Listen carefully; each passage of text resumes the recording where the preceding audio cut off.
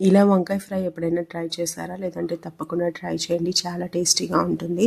3 table స్పూన్ల శనగపిండి తీసుకున్నాను. కొంచెం పసుపు, అలాగే కారము, కొంచెం గరం మసాలా, టేస్ట్‌కి తగినట్లుగా ఉప్పు యాడ్ చేసుకున్నాను. ఒక స్పూన్ రవ్వను కూడా యాడ్ చేసుకోండి, ఉప్మా రవ్వ. అలాగే నిమ్మకాయ జ్యూస్‌ని కూడా ఒక అర చెక్క దాకా పిండేసుకోండి. మొత్తాన్ని ఒకసారి బాగా మిక్స్ చేసేసుకోండి. మనకు సూపర్ మార్కెట్స్లో పెద్ద వంకాయలు దొరుకుతాయి, ఎగ్ ప్లాంట్స్ అని అమ్ముతారు. దాన్ని తీసుకొని వచ్చుకొని నీట్గా వాష్ చేసుకొని మనకి ఈ విధంగా చక్రాలు చక్రాలుగా కట్ చేసుకోవాలి. కొంచెం మందంగానే కట్ చేసుకోండి. చూసారు కదా, ఈ విధంగా కట్ చేసుకొని వాటర్లో వేసి పెట్టుకోండి. ఇవి పెద్దగా కనిపిస్తాయి కానీ చాలా లేతగా ఉంటాయి.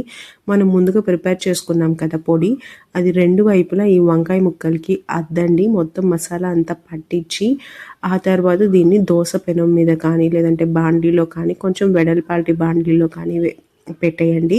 పైనుంచి కొంచెం కొంచెంగా నూనె వేసుకుంటూ 2 వైపులా మూత పెట్టేసుకొని లో ఫ్లేమ్లోనే మనకు వంకాయ అంతా పూర్తిగా ఫ్రై అయ్యేంత వరకు, మనం ఫిష్ ఫ్రై చేసుకుంటాం కదా, సేమ్ అలాగే మొత్తం పూర్తిగా వేగేంత వరకు ఫ్రై చేసుకోండి. త్వరగా అయిపోతుంది, ఎందుకంటే ఈ వంకాయ అనేది చాలా లేతగా ఉంటుంది.